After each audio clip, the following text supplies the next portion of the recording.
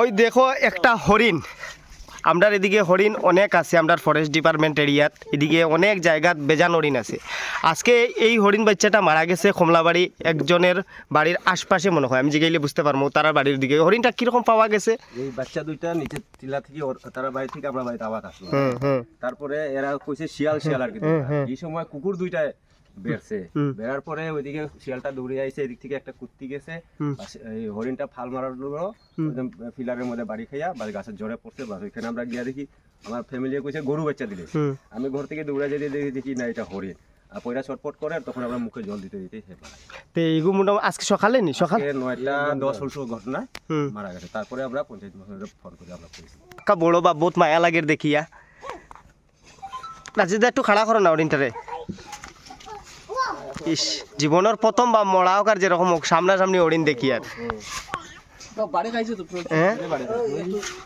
ওই যে ওই যে ওই যে এখানে দেখতে পারে বাড়ি খাইছে পিলারের মধ্যে।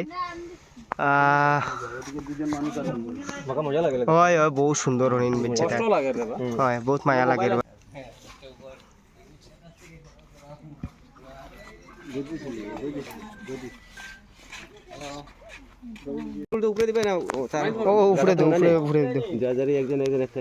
না না ইয়ে করিও না, তেড়া করিও না, তেড়া করিও না।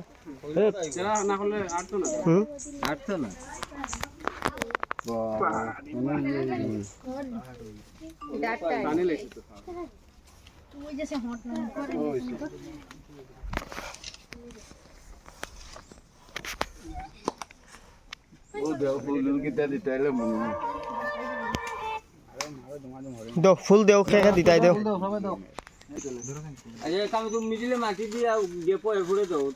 ওইছে ওইছে ওইছে ওইছে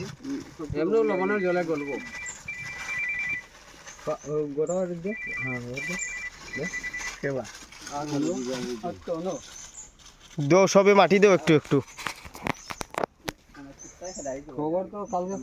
দো, সবে দো, ছোট বড় সবে দেও, মাটি দেও সবে একটু একটু মাটি দিলাম। আরে ঠিক আছে, রাখো, একটা হরিণ মারা গেছে, মাটি দেবো। সবে দিলে ফট করে বড়িও যাব দেও।